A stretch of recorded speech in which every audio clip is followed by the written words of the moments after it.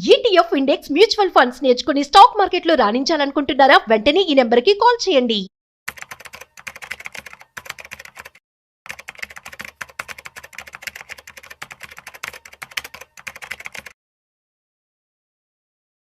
చాలా మంది పీపీఎఫ్లో ఇన్వెస్ట్మెంట్ చేస్తూ ఉంటారు. అండ్ మనమందరం కూడా చాలా సెక్యూర్డ్ అండ్ సేఫ్గా ఫీల్ అవుతూ ఉంటాం. కాకపోతే ఇవాళ మనతో ఉన్న గెస్ట్ చారి గారు. సో పీపీఎఫ్ వర్సెస్ ఎస్ఎస్ఎఫ్ అనే కొత్త వర్డ్ తీసుకురావడం జరిగింది. సో అసలు ఎస్ఎస్ఎఫ్ అంటే ఏంటి, సో పీపీఎఫ్ వర్సెస్ ఎస్ఎస్ఎఫ్ దీని గురించి ఇవాళ మనం తెలుసుకోబోతున్నాం. సో వీడియోని మిస్ అవ్వకుండా ఎండ్ వరకు చూసేయండి. అయితే మనతో ఉన్నారు qualified personal finance professional Chari గారు. సో హాయ్, హలో, నమస్తే, వెల్కమ్ టు సుమన్ టీవీ. నేను మీ Rajiv Pasupuleti. So let's start. Hi sir, నమస్తే. నమస్తే అండి, ఎలా ఉన్నారు? బాగున్నాండి. యా, మన లాస్ట్ వీడియోస్ కి కూడా మంచి రెస్పాన్స్ అయితే రావడం జరుగుతుందండి.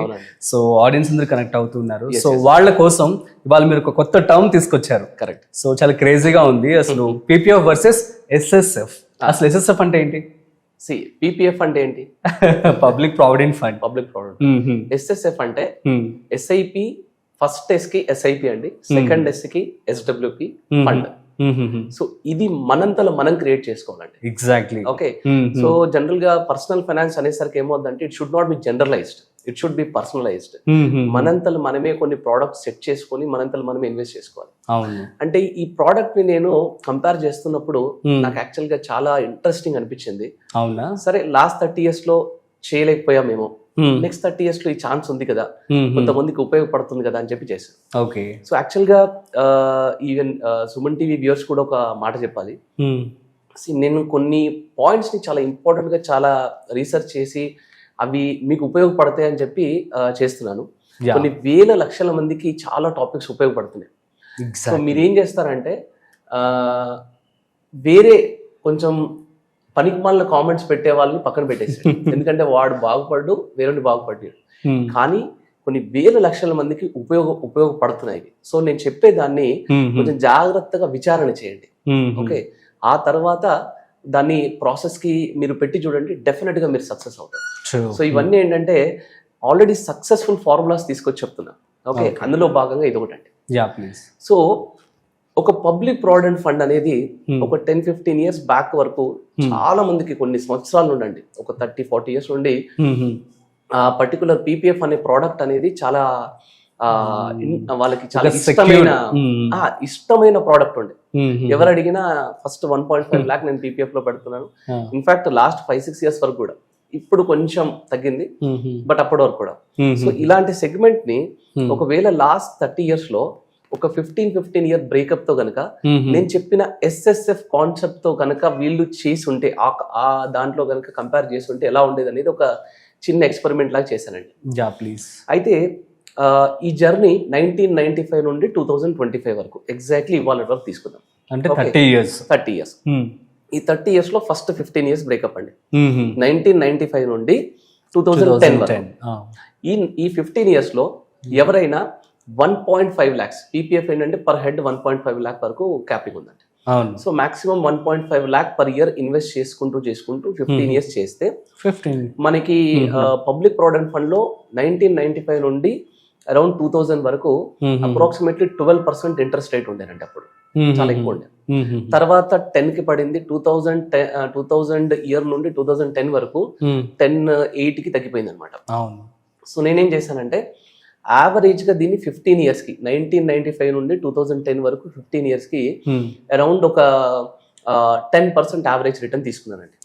తీసుకుంటే ఏం జరిగిందంటే 95 నుండి 1.5 lakh కన్సిస్టెంట్ గా ఇన్వెస్ట్ చేసిన వాళ్ళకి ఆ 15 years లో at the rate of 10% compounding return 52 lakhs అయిందండి అప్రాక్సిమేట్. టోటల్ ఇన్వెస్ట్మెంట్ వచ్చేసి 22.5 sum change. Double దాటేసింది.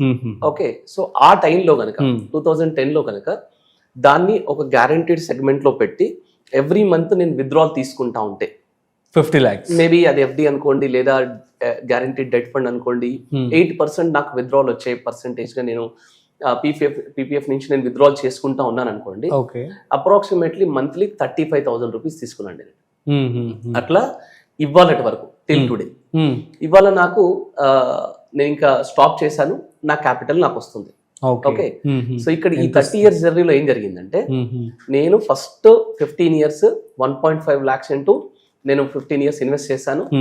As you said 22.5 lakh ఎంతో lump sum invest total 15 years invest చేశాను. ఇన్వెస్టెడ్. నాకు 52 lakhs అయింది. ఎవ్రీ మంత్ నేను 35,000 per month తీసుకున్నాను. ఇవాళకి నేను నా క్యాపిటల్ విత్డ్రా చేసుకుందామంటే నాకు వచ్చింది 52 lakhs నా క్యాపిటల్ నాకు వచ్చేసిందండి. అంతే, అది మళ్ళీ ఇంకా పెరగలేదు. అంతే, పెరగలేదు.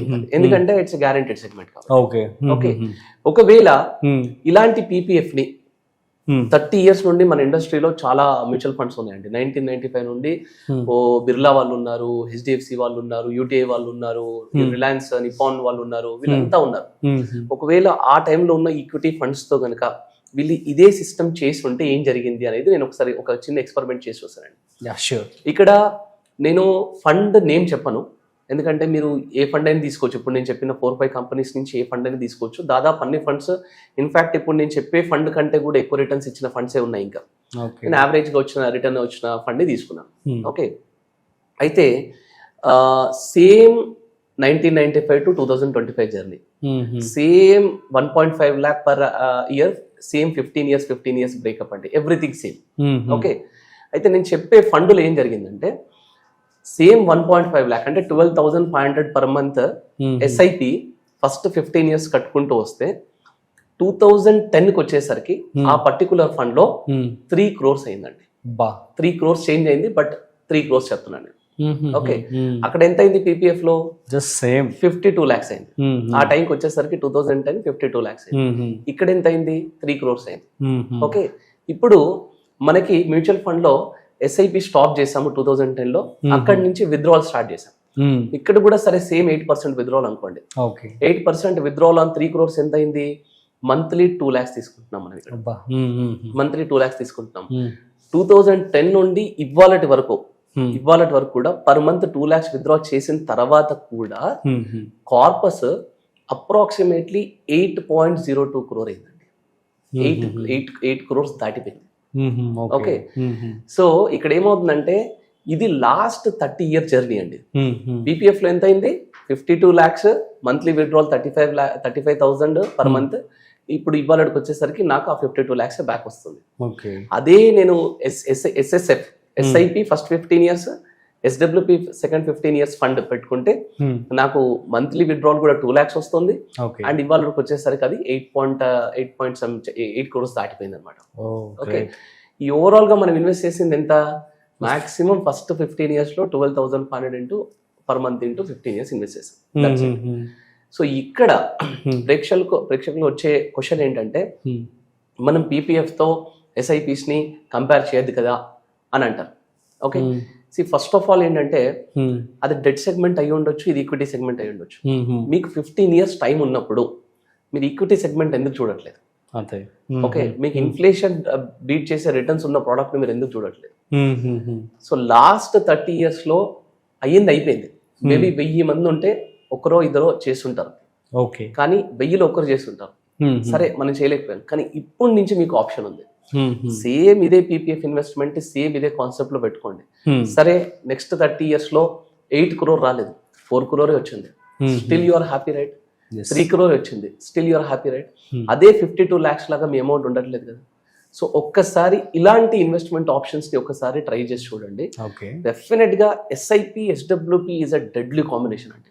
హానెస్ట్లీ స్పీకింగ్, నేను ఇదే ఎస్ఐపి ఎస్డబ్ల్యూపి కాంబినేషన్ ని చిల్డ్రన్ ఎడ్యుకేషన్ కి నేను చెప్పాను. ఇదే ఎస్ఐపి ఎస్డబ్ల్యూపి కాంబినేషన్ ని ఒక కార్ కొనుక్కోవడానికి నేను చెప్పాను. ఇదే ఎస్ఐపి ఎస్డబ్ల్యూపి కాంబినేషన్ ని రిటైర్మెంట్ కి చెప్పాను నేను.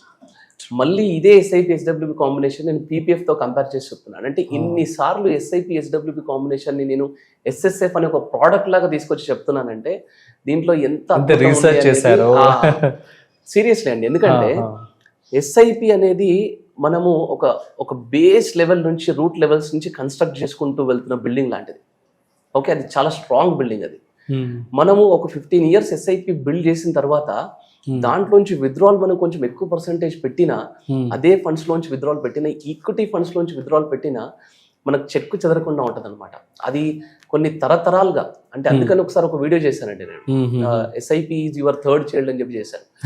ఇద్దరు పిల్లల్ని ఎలాగైతే అంటున్నారో అట్లా 3వ చైల్డ్ ని మీ ఎస్ఐపిని పెట్టుకోండి అని చెప్పాను. అవును, మనమే చేసాం. ఎగ్జాక్ట్లీ. సో అది థర్డ్ చైల్డ్ అయినప్పుడు మనకి ఫ్యూచర్ అంతా కూడా అద్భుతంగా ఉంటుందని చెప్పారు. So SIP SWP combination is a very good combination. Okay. అందుకే దాన్ని నేను పీపీఎఫ్ తో కంపేర్ చేసి చూపించానండి. ఇక్కడ పీపీఎఫ్ ని తక్కువ చేసి చూపించడం గురించి కాదు ఇక్కడ, కానీ ఎస్ఐపి ఎస్డబ్ల్యూపి అనేది గుడ్ కాంబినేషన్ చెప్పడానికి కంపారిజన్ తో చెప్పాను. యా, సూపర్ అండి, thank you so much. So guys, అర్థమైంది కదా. సో పీపీఎఫ్ వర్సెస్ ఎస్ఎస్ఎఫ్ అంటే nothing but SIP plus SWP. So చాలా చక్కగా వివరించారు చారి గారు. That's it. సో మరొక ఇంట్రెస్టింగ్ కాంటెంట్ తో మళ్ళీ కలుద్దాం. అంతవరకు చూస్తూనే ఉండండి సుమన్ టీవీ.